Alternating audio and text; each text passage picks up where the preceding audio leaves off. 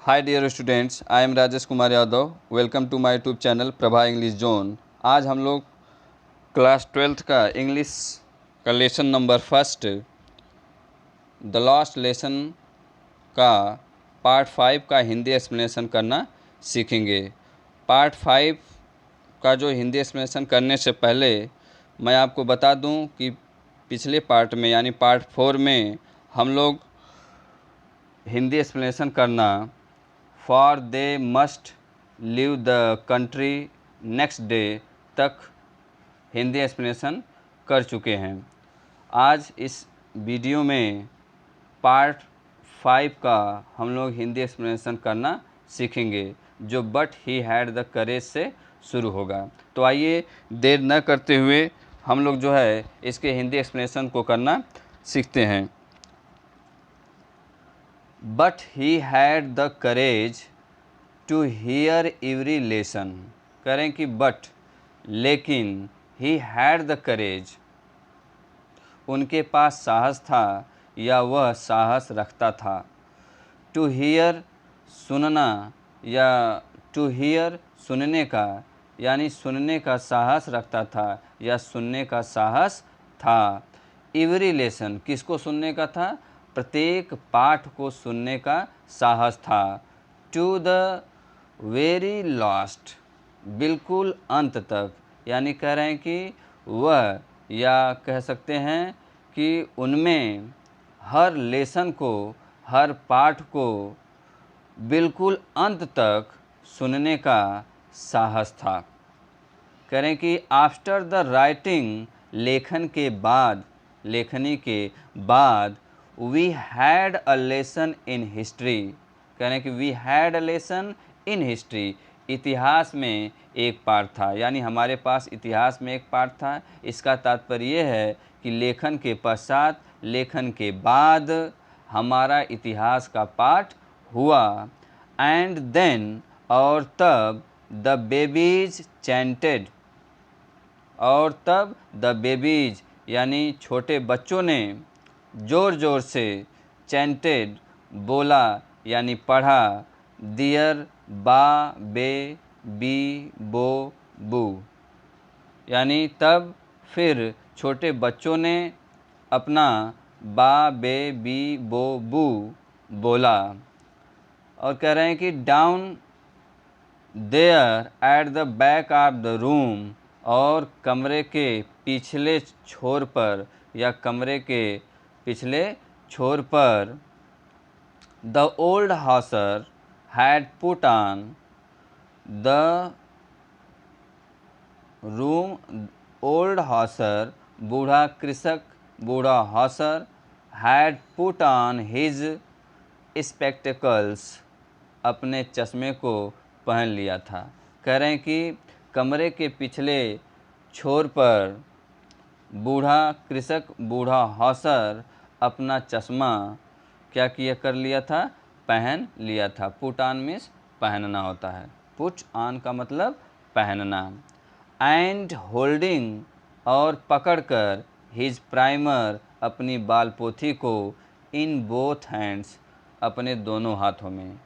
करें कि and holding his primer in both hands और अपने दोनों हाथों में बाल पोथी को पकड़कर spelled the letters with them उनके साथ अक्षरों को बोला। किनके साथ बोला? उन छोटे बच्चों के साथ उनके लेटर्स को उनके अक्षरों को स्पेल्ड किया, बोला, उच्चारित किया। तो जो बच्चे बोल रहे थे बा बे बी बो बू वह भी उनके साथ बोल रहा था।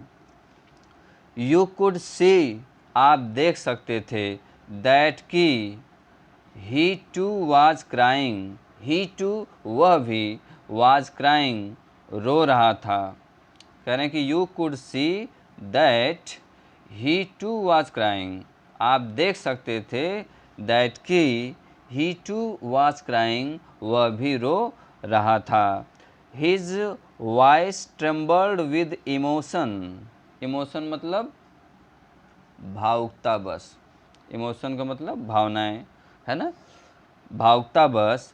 कह रहे हैं कि हिज वॉइस, उसकी आवाज़, ट्रेम्बल्ड, कांपी, विद इमोशंस, भावना में, भावुकता बस, यानी भावुकता बस उसकी आवाज़ कांपी या कांप रही थी। And it was so funny, and it was so funny, कह रहे हैं कि यह काफ़ी, यह इतना, फनी, फनी का मतलब हास्यास्पद, विचित्र, to hear him, to hear him का मतलब उसे सुनना, यानी कह रहे हैं कि उसे सुनना इतना हास्यास्पद था, इतना विचित्र था या इतना मनोरंजनकारी था, दैट कि वी आल, हम सभी, wanted to laugh and cry, हम सभी हंसना और रोना चाहते थे। तो we all wanted to laugh and cry, हम सभी हंसना और रोना चाहते थे। आह, अरे, how well I remember it, करें कि आह, अरे, हाउ वेल, कितना अच्छी तरह से, आई रिमेंबर इट, मुझे यह याद है, दैट लास्ट लेसन, क्या, यह अंतिम पाठ, मुझे करें कि अरे, how well I remember it, that last lesson, मुझे यह अंतिम पाठ कितना अच्छी तरह से याद है या याद हो गया। ऑल एट वंस, एकाएक, द चर्च क्लॉक, चर्च की घड़ी, स्ट्रक 12, एकाएक चर्च की घड़ी ने क्या किया, 12 बजाए। देन द एंजलस, उसके बाद एंजलस नामक प्रार्थना की घंटी बजी। देन द एंजलस, इतना क्या गया, इसका मतलब एंजलस नामक प्रार्थना की घंटी बजी, 12 बजा तो एंजलस नामक प्रार्थना का समय हो गया, तो उसकी भी घंटी बजी। एट द सेम मोमेंट, उसी पल, उसी क्षण, द ट्रम्पेट्स ऑफ द प्रूसियंस, करें कि द ट्रम्पेट्स, ट्रम्पेट मतलब तुरहियाँ, ट्रम्पेट्स का मतलब तुरहियाँ, ऑफ द प्रूसियंस, प्रूसियन मतलब प्रसिया के सैनिकों की, यानी कह रहे हैं कि the trumpets of the Prussians returning from drill, returning का मतलब वापस लौटना, फ्रॉम ड्रिल मतलब ड्रिल से, यानी कह रहे हैं कि ड्रिल से वापस लौटकर प्रसिया के सैनिकों की तुरहियाँ, सैनिकों की क्या, तुरहियाँ, साउंडेड, बजती सुनाई दी, अंडर आवर विंडोज़, हमारी खिड़कियों के नीचे, कह रहे हैं कि उसी पल, उसी क्षण, उसी मोमेंट, ड्रिल से वापस लौटकर प्रूसियन सैनिकों की तुरहियाँ बजती सुनाई दी। कहाँ सुनाई दी, अंडर आवर विंडोज़, हमारी खिड़कियों के नीचे, यानी हमारी खिड़कियों के नीचे बजती सुनाई दी। क्या बजती सुनाई दी, प्रूसियन सैनिकों की तुरहियाँ। कह रहे हैं कि M Hamel stood up, M Hamel खड़े हुए, वेरी पेल, बहुत पीले पड़े हुए थे, इन हिज चेयर, अपनी कुर्सी पर, यानी एम हैमल अपनी कुर्सी से खड़े हुए और बहुत ही पीले पड़े हुए थे। आई नेवर सा हिम लुक सो टाल, आई नेवर सा हिम, मैंने उनको कभी नहीं देखा, लुक सो टाल, इतना लंबा दिखाई देते हुए, इतना लंबा दिखाई देते हुए मतलब मैंने उनको कभी भी, है ना, इतना आत्मविश्वासी होते हुए नहीं देखा था। तात्पर्य, आई नेवर सा हिम लुक सो टॉल, यानी मैंने उनको या मैंने उन्हें कभी इतना आत्मविश्वासी नहीं देखा था। करें कि माई फ्रेंड्स, ही सेड, उन्होंने कहा, माई फ्रेंड्स, मेरे मित्रों, मेरे दोस्तों, मेरे मित्रों, he said, उन्होंने कहा, उन्होंने कहा, my friends, he said, उन्होंने कहा, मित्रों, मेरे दोस्तों, I, but something choked him, I, मैं, but, लेकिन, something, कुछ, choked him, उनको रोकी। चॉक्ड का मतलब ब्लॉक्ड, अवरुद्ध हुई। तो कह रहे हैं but something choked him, he could not go on. But something choked him, लेकिन कुछ या किसी बात ने, किसी चीज़ ने उनको क्या किया, अवरुद्ध कर दिया। अवरुद्ध क्या किया, उनके गले को अवरुद्ध किया। बट समथिंग चॉक्ड हिम, लेकिन किसी चीज़ ने उनका गला अवरुद्ध कर दिया। अवरुद्ध कर दिया मतलब ब्लॉक कर दिया। He could not go on, वे अपनी बात जारी न रख सके।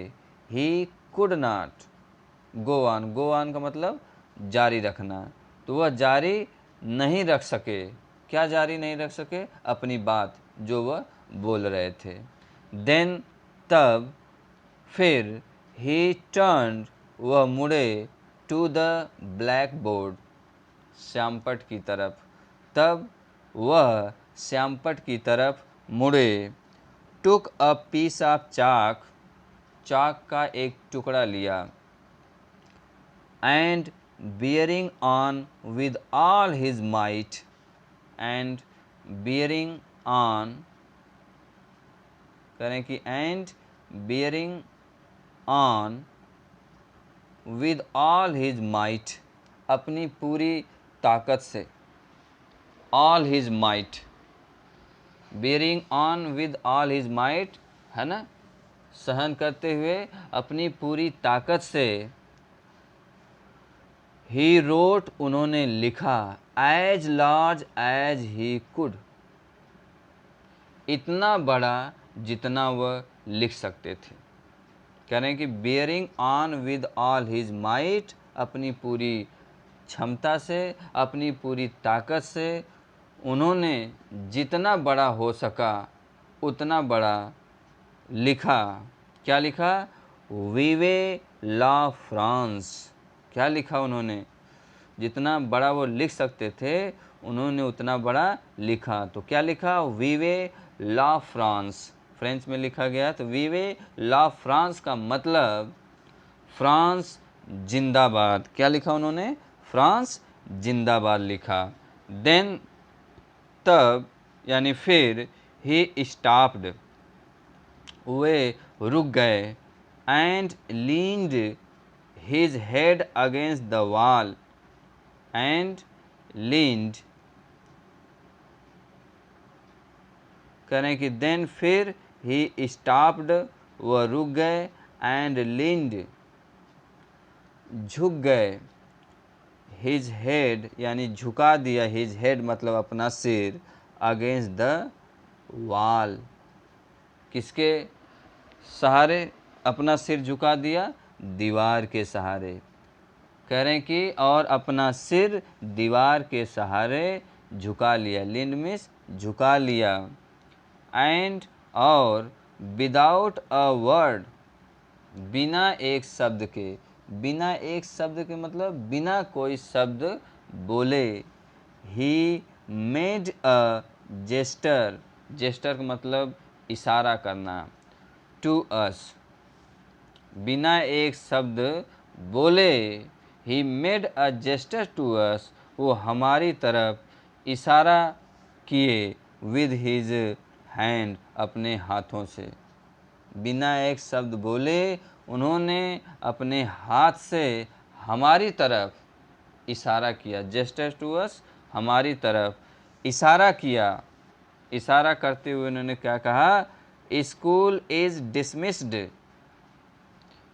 स्कूल क्या हुआ है, बंद हो गया है।